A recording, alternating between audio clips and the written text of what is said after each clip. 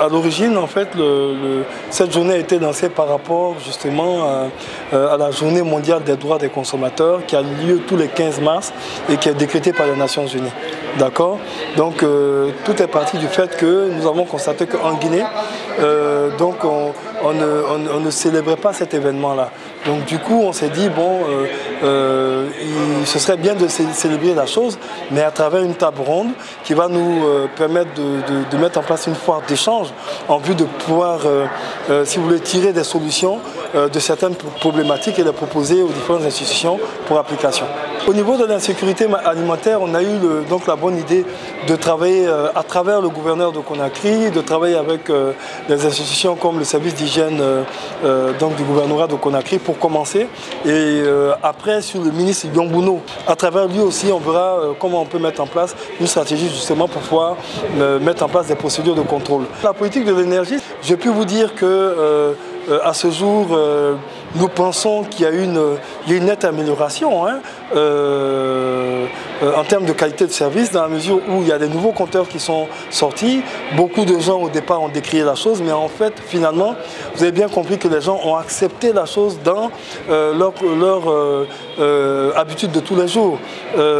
À part quelques plaintes que nous recevons au niveau de l'Union des consommateurs, les gens en général sont parfaitement satisfaits de ces compteurs-là. En termes de projet, effectivement, on compte mettre en place, on souhaiterait mettre en place avec l'appui des ministères régaliens. Je veux parler du ministère de M. Boubacar Bari qui nous a fait l'honneur d'être notre parrain ce jour.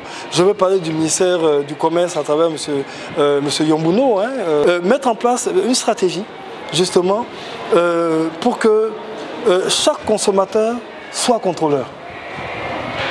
Mettre en place un numéro vert pour toute personne par exemple qui rentre dans un supermarché ou dans un marché qui trouve un produit périmé, qui puisse en même temps appeler ce numéro vert.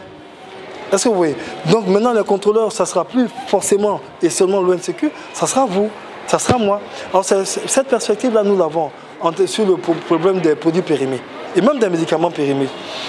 Sur le problème, la problématique par exemple de l'énergie, je pense qu'il y a une politique qui est en train d'être mise en place en ce moment avec l'appui du ministère de l'Énergie, l'appui de la direction générale de EDG à travers son administrateur général. Aussi avec nos structures, parce que nous essayons aussi tant bien que mal de pouvoir identifier les problèmes sur le terrain. On est en train de mettre en place une politique progressive qui est en train de justement faire ses preuves sur le terrain en ce moment et qui à terme justement va arriver vers une satisfaction, pas totale, mais ne serait-ce que à 80% des besoins du consommateur. Souffrez que nous soyons prêts à le faire et que je puisse vous dévoiler toute la stratégie qui a été dévoilée en partie, mais effectivement, vu les incompréhensions d'une certaine couche de la population, on va dire un mécanisme est en train d'être mis en place justement à travers sa direction marketing, commercial et communication pour mieux expliquer à la population, on va dire, les tenants et les aboutissants de cette politique-là. D'accord? On n'aura jamais fini de faire mieux pour la population. Donc pour nous, on reste toujours dans l'insatisfaction. Toujours. Voilà, donc c'est un peu ça.